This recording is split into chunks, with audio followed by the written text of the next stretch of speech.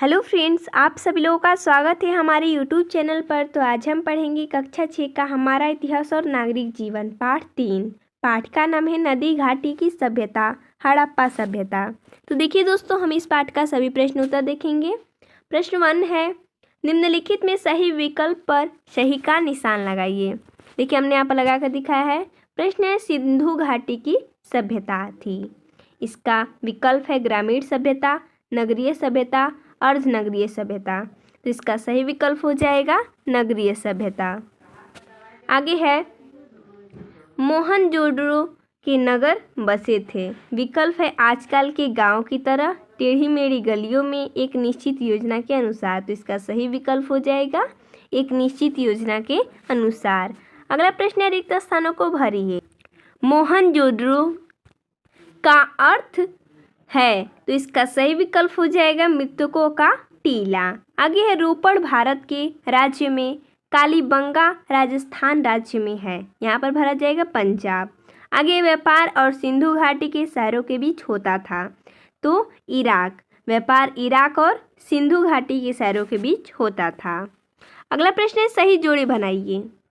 देखिए हमने यहाँ पर बनाया है रोपड़। रोपड़ कहाँ पर है? पंजाब में। कालीबंगा राजस्थान में। लोथल गुजरात में।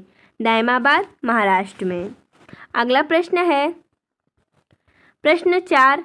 प्रश्नों के उत्तर लिखिए। प्रश्न है, कांसे की बनी नर्तकी की मूर्ति कहाँ से प्राप्त हुई है? इसका उत्तर हो जाएगा कांसे की बनी नर्तकी की मूर्ति हड़प्पा कालीन नगर मोहनजोदड़ो से प्राप्त हुई है। अगला प्रश्न है, हड़प्पा के लोगों का विदेश व्यापार किस देश के साथ होता था?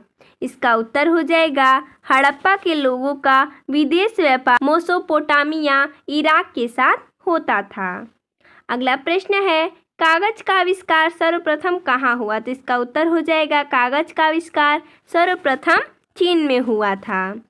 अगला प्रश्न है, कौन सी सभ्यता नील नदी का वरदान नाम से जाना जाता है? तो इसका उत्तर हो जाएगा मिस्र सभ्यता नील नदी का वरदान नाम से प्रसिद्ध है। अगला है, मानचित्र देखकर हड़प्पा कालीन पुरास्थलों की सूची बनाइए। तो देखिए ये आप स्वयं कीजिएगा।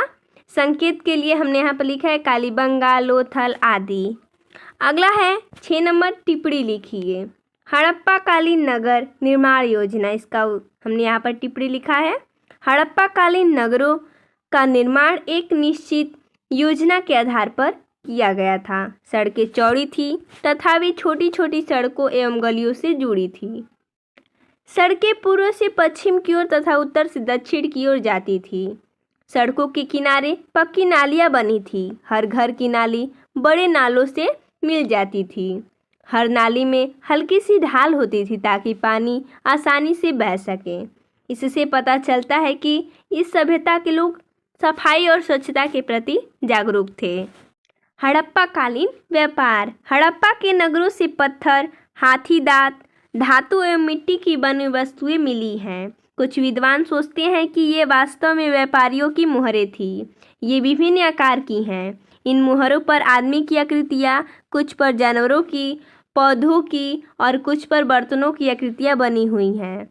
व्यापारी जब एक जगह से दूसरी जगह सामान भेजते थे तो सामान बांधकर उस पर गीली मिट्टी छापते होंगे और गीली मिट्टी पर अपनी मुहर से छाप बना देते होंगे ताकि उनके सामान की पहचान बनी रह सके। तौल और नाप के लिए बटखरे और पैमाने का प्रयोग करते थे। ऐसी मुहरें दूसरे देशों में पाई गई हैं, खासकर मेसोपोटामिया यानी इराक में। लगता है उन दिनों इराक और हड़प्पा के नगरों के बीच व्यापार होता था। आगे है हड़प्पा कालीन रहन सहन। चावल, गेहूं और जौ हड़प्पा वासियों के मुख्य भोज्य पदार्थ थे। ये लोग सूती एवं ऊनी दोनों प्रकार के वस्त्र पहनते थे। यहाँ के निवासी गेहूं, जौ, कपास, मटर, तिल और चावल की खेती करते थे। ऊंचे कंधों वाले बैल, गाय, भैंस, बकरी, भेड़, सुअर, हाथी और ऊँटे इनके पालतू पशु थे। हार, कंगन, पाजेब यानी कि पायल, बाली, अंगूठी उनके प्रिय आभूषण थे। मनका बनाने का कारखाना चन्हू दड़ों से प्राप्त हुआ है। अगला प्रश्न है, हड़प्पा कालीन देवी देवता, यानी कि हड़प्पावासी मिट्टी से देवी देवता की मूर्तियां बनाते थे। इस प्रकार की एक मातृ देवी की मूर्ति खुदाई से प्राप्त भी हुई है। इसके अलावा पत्थर के चौकोर पट्टे पर एक आकृति के सिर पर भैंसे के सींग का चित्र भी मिला है। उसके चारों तरफ कई जानवर बने हैं। संभवतः सिंधुवासी ने पशुओं का देवता मानकर पूजते थे। कुछ मुहरों पर पीपल की पत्तियां और सांप की आकृतियां भी बनी मिली हैं। शायद वे इनकी भी पूजा करते थे। इतिहासकार मानते हैं कि हड़प्पावासी मातृशक्ति की उपासना, शिव की पूजा, वृक्ष पूजा और पशु पूजा करते थे। अगला प्रश्न है, सिंधु घाटी के नगरों के बारे में लोगों को कैसे पता चला? हड़प्पा सभ्यता के नष्ट होने के कारण क्या थे? इसका उत्तर हो जाएगा सन 1921 में पुरातत्वविदों ने पंजाब प्रांत में हड़प्पी नामक स्थल की खोज की, जिसके अध्ययन से ज्ञात हुआ कि यह एक नगरीय सभ्यता के अवशेष हैं। इसी प्रकार सिंध प्रांत में मोहनजोदड़ो की खोज हुई। अब इन स्थलों की विस्तृत खुदाई हुई तो नीचे दबा हुआ पूरा का पूरा शहर निकल आया। धीरे धीरे खोज आगे बढ़ी और पता चला कि उस समय कई नगर थे। ये सभी नगर सिंधु नदी और उसकी सहायक नदियों की घाटी में बसे हुए थे। हड़प्पा सभ्यता के नष्ट होने के कई कारण हो सकते हैं: बाढ़ या भूकंप, महामारी, आक्रमण, आग या फिर आर्यों का आगमन। अगला प्रश्न 8 नंबर, किस कारण सभी प्राचीन सभ्यताओं का विकास नदियों के किनारे हुआ? नदियों से विशेष लाभ क्या थे? इसका उत्तर हो जाएगा खेती के लिए पानी की उपलब्धता से अधिक अन्न उत्पादन में मदद की। इससे व्यापार को बढ़ावा मिला, जिससे नगरों का विकास संभव हो सका। व्यापार के लिए जल मार्ग सुलभ था, साथ ही नदी मार्ग से व्यापार रास्ता सस्ता, आसान तथा सुरक्षित था। नगरीय जीवन में कृषि की अपेक्षा काम धंधों को अधिक महत्व मिला। इन काम धंधों के लिए कच्चे माल की उपलब्धता तथा उससे निर्मित वस्तुओं ने नगरीय जीवन को और उन्नत बनाया। यही कारण है कि सभी प्राचीन सभ्यताओं का विकास नदियों के किनारे ही हुआ। अगला है 9 नंबर, निम्नलिखित तालिका पूरी करिए। दिया सभ्यता का नाम, नदी, सागर का नाम, मुख्य योगदान।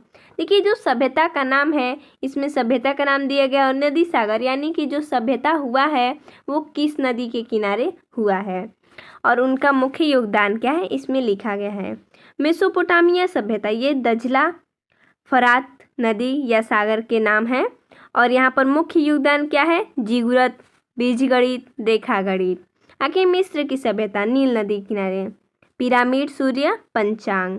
क्रीट सभ्यता, भूमध्य सागर के किनारे। जलयान, चित्रकारी, इनका मुख्य योगदान है। चीन की सभ्यता, ह्यूमहो यांगटिंसिक्यांग, लेखन कला है। आगे सिंधु घाटी की सभ्यता, ये सिंधु नदी किनारे हुआ है। नगरीय सभ्यता, कपास की खेती। अगला प्रश्न है, सिंधु घाटी के नगरों से मिलने वाली मोहरों के बारे में 4 मुख्य बातें लिखिए। इसका उत्तर हो जाएगा सिंधु घाटी के शहरों से प्राप्त मोहरों पर आदमी, जानवरों, पौधों और बर्तनों की आकृतियां बनी हुई हैं। एक मिट्टी की मूर्ति मिली है जो शायद उन लोगों की देवी की मूर्ति थी। एक आकृति के सिर पर भैंस का चित्र है, शायद यह पशुओं का देवता था जो पूजा जाता था। एक मुहर पर पीपल की पत्तियां और सांप बने हैं, शायद इनकी भी पूजा होती थी। तो देखिए दोस्तों, इस पाठ में इतना ही प्रश्न दिया था। तो मिलते हैं नेक्स्ट वीडियो में, तब तक के लिए धन्यवाद दोस्तों।